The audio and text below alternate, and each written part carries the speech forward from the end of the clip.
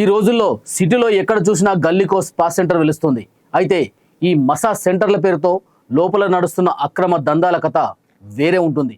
ఇలాంటి అక్రమ కార్యకలాపాలు, అనధికారిక క్రాస్ మసాజ్ల సేవలకు అడ్డాగా మారిన స్పా సెంటర్లపై పోలీసులు ఉక్కుపాదం మోపారు. కేవలం ఒక్క రోజులో చేసిన ఈ భారీ ఆపరేషన్లో వందల మంది పోలీసు బృందాలు రంగంలోకి దిగాయి.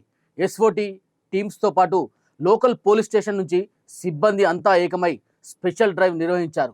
ఈ తనిఖీల రిజల్ట్ చూస్తే లోపల ఏ రేంజ్లో కథ నడిచిందో అర్థమైపోతుంది. 113 స్పా సెంటర్లను జల్లెడ పడితే అందులో నిబంధనలు గాలికి వదిలేసిన 46 సెంటర్లపై క్రిమినల్ కేసులు బుక్ చేశారు. ఎల్బీ నగర్ జోన్లో 47 సెంటర్లను తనిఖీ చేసి 17 కేసులు, ఉప్పల్ జోన్లో 30 సెంటర్లను తనిఖీ చేసి 11 కేసులు, మల్కాజ్గిరి డివిజన్లో 17 సెంటర్లను తనిఖీ చేసి 7 కేసులు, అలాగే కంటోన్మెంట్ పరిధిలో 19 సెంటర్లను తనిఖీ చేసి 11 కేసులు నమోదు చేశారు. పోలీసులు గుర్తించిన అసలైన లీలలు అన్నీ ఇన్ని కావు.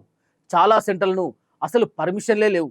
లోపల ఏం జరుగుతుందో ఎవ్వరికీ కనపడకుండా డార్క్ రూమ్స్ కట్టి మరీ దందా నడిపిస్తున్నారు. ఇంకొక కామెడీ ఏంటంటే కస్టమర్ల నుంచి ఐడి ప్రూఫ్లు అస్సలు తీసుకోవడం లేదు. పేరు బోర్డులు, బిజినెస్ సైనేజులు లేకుండా తామును ఏ దంద చేస్తున్నామో బయటకు తెలియకుండా దాచేస్తున్నారు.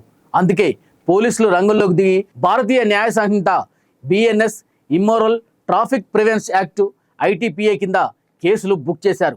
ఇక ఇండ్లను, కమర్షియల్ బిల్డింగ్లను లీజుకు ఇచ్చే ఓనర్లు కూడా పోలీసులు గట్టి వార్నింగ్ ఇచ్చారు.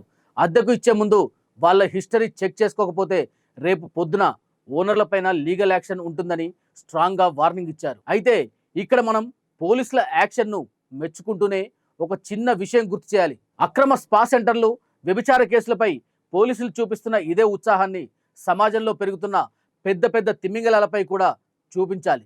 పేదల భూములను గుంజుకునే ల్యాండ్ గ్రాబర్లు, కబ్జా కోర్లు, యువత జీవితాలను నాశనం చేస్తున్న డ్రగ్స్ మాఫియా, అలాగే సామాన్యుల ప్రాణాలతో ఆడుకుంటున్న మెడికల్ మాఫియా, బెట్టింగ్ మాఫియా లాంటి పెద్ద పెద్ద అసాంఘిక శక్తులపై కూడా ఇదే రేంజ్లో ఉక్కుపాదం మోపాలి. ఈ స్పా సెంటర్ల దగ్గరే ఆగిపోకుండా ఆ పెద్ద మాఫియాలను గుట్టు కూడా రట్టు చేస్తేనే పబ్లిక్కు పోలీసులపై నమ్మకం పెరుగుతుంది. ఈ స్పా సెంటర్పై పోలీసులు చేసిన రైట్స్పై మీ అభిప్రాయాన్ని కామెంట్ రూపంలో తెలియజేయండి. మరిన్ని అప్డేట్స్ కోసం మా ఛానల్ని సబ్స్క్రైబ్ చేయండి. జై హింద్.